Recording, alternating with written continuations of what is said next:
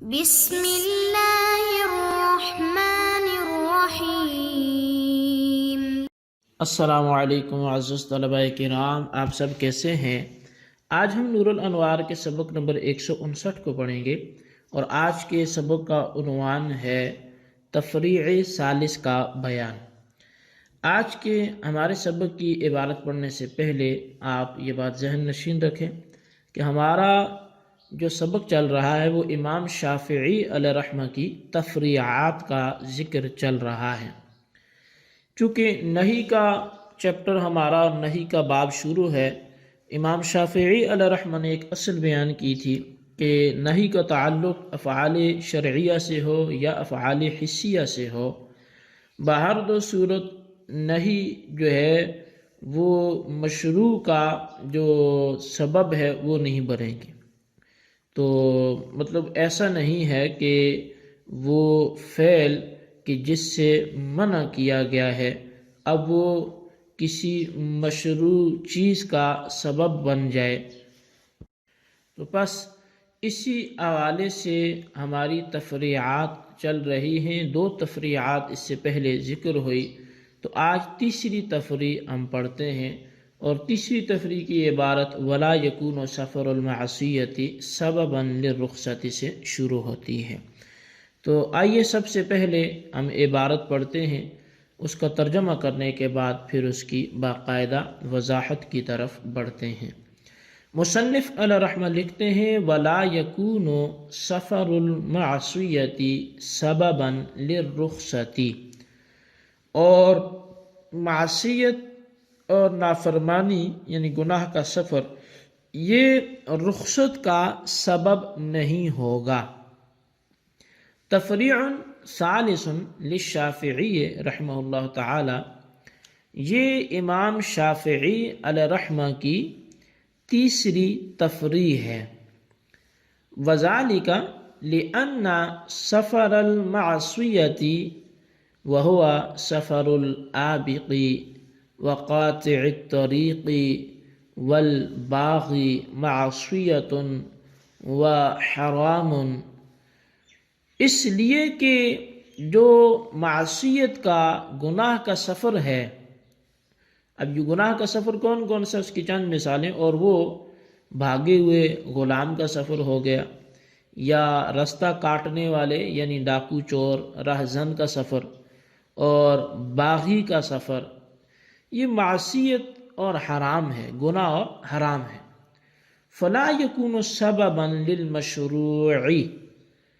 تو پس یہ مشروع کا سبب نہیں ہوگا۔ وہو الرخصۃ فی افطار الصوم وقصر الصلاۃ، اور مشروع چیز کیا ہے؟ وہ روزہ افطار کرنے میں جو شرعی طور پر رخصت ہے مسافر کے لیے، اور نماز کی قصر کرنے کی جو سہولت ہے مسافر کے لیے، تو یہ جو حرام کام ہے اس مشروع کام کے لیے سبب نہیں ہوں گے۔ وعندنا، جبکہ ہمارے یعنی احناف کے نزدیک تعم الرخصۃ للمطیع والعاصی جمیعا، یہ رخصت جو ہے وہ افطار کے صوم افطار صوم میں ہو یا قصر صلاۃ میں ہو، یہ رخصت عام ہے، مطیع کو بھی یعنی جو اطاعت کرنے والا ہے، نیک ہے، نیکی کرنے والا ہے، اور عاصی کو بھی، یعنی دونوں کو یہ رخصت عام ہے۔ لأن السفر لیس قبیحا فی نفسہ، اس لیے کہ جو سفر ہے فی نفسہ ہی، بذات خود، یعنی من حیث سفر دیکھا جائے تو ذات سفر قبیح نہیں ہے، بل القبیح هو المعصیۃ مجاور له منفک عنہ فیصلح سببا للرخصۃ، بلکہ جو قبیح اور بری چیز ہے وہ تو وہ نافرمانی ہے جو سفر کے ساتھ ہو رہی ہے، اور وہ سفر سے جدا اور الگ ہے، تو پس جو سفر ہے وہ رخصت کا سبب بننے کی صلاحیت رکھے گا۔ جی طلبہ کرام، یہ ہمارے آج کی سبق کی عبارت اور اس کا ترجمہ تھا جو آپ نے سماعت کیا۔ تو آئیے اب آج کے سبق کی اس امام شافعی کی تیسری تفریح کی توضیح و تشریح کیا ہے اس کی طرف بڑھتے ہیں۔ امام شافعی کی تیسری تفریح یہ ہے کہ معصیت اور گناہ کے ارادے سے جو سفر بھی ہوگا وہ رمضان میں روزہ نہ رکھنے اور عام دنوں میں بھی نماز کو قصر کرنے کی رخصت کا سبب نہیں بنے گا۔ کوئی بھی نافرمانی والا سفر ہو، گناہ کا سفر ہو، تو ان اسفار سے، ان سفروں سے یہ دو چیزیں مسافر کو حاصل نہیں ہوں گی۔ نہ تو وہ اگر رمضان ہو تو وہ روزہ افطار بھی نہیں کر سکتا کیونکہ مسافر کو رخصت ہے، تو یہ وہ مسافر ہی نہیں ہے جس کو یہ رخصت حاصل ہے۔ اور نماز قصر پڑھنا مسافر پر واجب ہوتا ہے، نماز میں بھی رخصت دی گئی کہ یہ پڑھے، 2 پڑھے، 4 نہ پڑھے، تو اب اس کی بھی اس کو اجازت نہیں ہوگی۔ اس کی وجہ یہ ہے کہ معصیت کا سفر جو ہے، مثلا آقا سے بھاگنے والے غلام کا سفر، بھاگ گیا، سفر پہ چلا گیا، یا جو چور ڈاکو ہے کہیں چوری کرنے چلا گیا ہے، یا امام المسلمین کے باغی کا سفر ہے، کوئی مسلمانوں کی خلیفہ کی بغاوت کر کے دور چلا گیا، اب یہ بھی سفر میں چلا گیا، تو یہ سارے سفر معصیت اور حرام ہیں، نافرمانی اور گناہ ہیں۔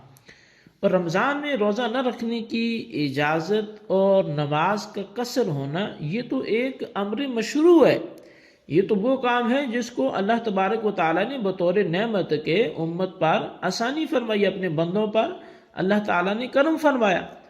اور فعل حرام اور منہی عنہ کسی امر مشروع کا سبب نہیں ہوتا، چونکہ وہ پیچھے جو بھی اسباب گزرے، رہزن ہونا، باغی ہونا، عابق ہونا، یہ فعل حرام اور منہی عنہ ہیں، تو بس وہ کسی امر مشروع یعنی کہ افطار صوم یا وہ قصر صلاۃ کا سبب نہیں ہوگا۔ لہذا یہ سفر معصیت روزہ نہ رکھنے اور نماز کے قصر ہونے کا سبب نہیں ہوگا۔ اور جب سفر معصیت ان چیزوں کا سبب نہیں ہو سکتا تو جو غلام عابق ہے یا رہزن اور باغی ہیں، اگر یہ سفر کریں گے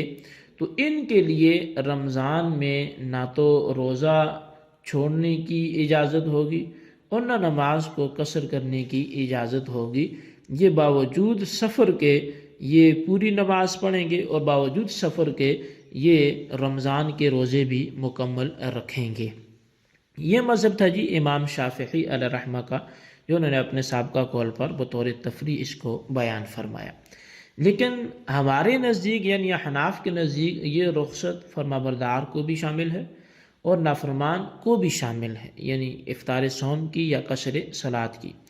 یعنی یہ کہ جس طرح فرمانبردار آدمی کے لیے سفر کی وجہ سے مذکورہ رخصتیں حاصل ہوتی ہیں، اسی طرح نافرمان کے لیے بھی یہ چیزیں حاصل ہیں۔